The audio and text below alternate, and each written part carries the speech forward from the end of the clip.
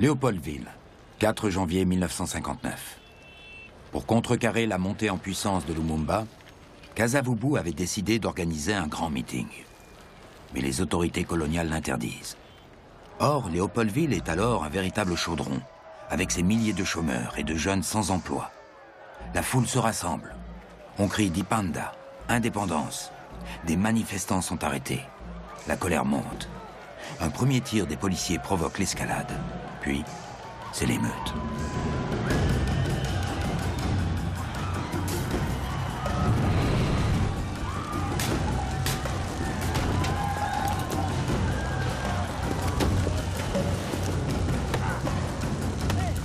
La force publique du général Janssens cadenasse la ville blanche. Elle entreprend ensuite la reconquête de la cité africaine, quartier par quartier. Il y aura plus de 200 morts. Kasavubu et les principaux dirigeants de l'Abaco sont arrêtés. En Belgique, l'opinion est sous le choc. On réalise que l'on ne savait pas jusque-là ce que pensaient les Congolais. On craint la guerre civile, mais on se divise sur la réponse à apporter aux émeutes. Une semaine plus tard, le roi des Belges prend la parole. Notre ferme résolution est aujourd'hui de conduire sans atermoiement funeste, mais sans précipitation inconsidérée, les populations congolaises à l'indépendance, dans la prospérité et la paix.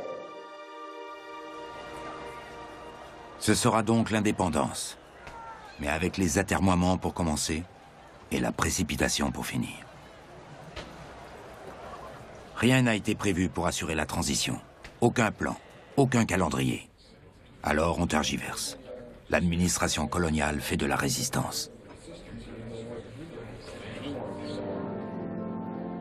Face au pouvoir colonial, l'Église prend ses distances et intronise des Noirs, dont l'abbé Maloula, au rang d'évêque.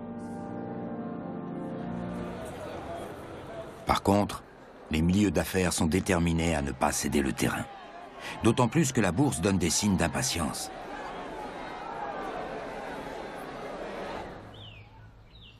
Au Katanga, certains rêvent même de constituer une fédération avec la Rhodésie, où les Blancs, pense-t-on, tiennent la situation bien en main.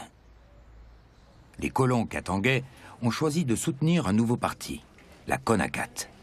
Son président, Moïse Tshombe, un riche commerçant d'Elisabethville, ne cache pas son ambition. Dès que possible, le Katanga se séparera du Congo. Patrice Lumumba sent venir le danger, celui du tribalisme et de la sécession. Il prononce un grand discours à Stanleyville que les autorités jugent subversif. Lumumba est une nouvelle fois arrêté. Nous sommes à la fin de l'année 1959. C'est à ce moment que le roi Baudouin revient une nouvelle fois au Congo. Quand il arrive à Stanleyville, la population pense qu'il va poser un geste, qu'il va venir voir Lumumba dans sa cellule, et peut-être même le libérer. J'entendais tout ce que disaient les gens. Mais je n'ai pas vu le roi. Ou plutôt je l'ai vu de loin, par la fenêtre de ma cellule. Il était bien difficile de se faire vraiment comprendre de ce roi.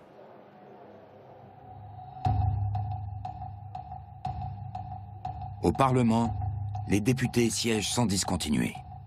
La majorité pense qu'il faut en finir. On décide de mettre en place une vaste négociation, la table ronde. Les travaux commencent le 20 janvier. Et c'est aussitôt le coup de théâtre. Les Congolais, malgré tout ce qui les divise, constituent un front commun dont la force de frappe va se révéler terriblement efficace.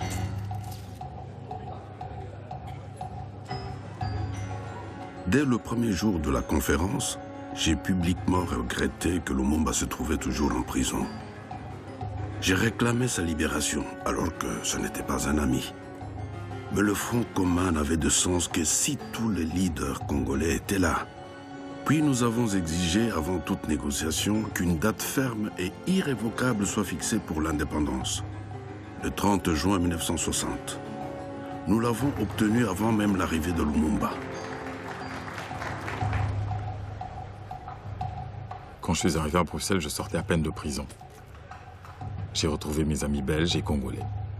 Puis j'ai participé à toutes les séances de la table ronde, avec Kasavubu et Tchombe. Le front commun tenait bon.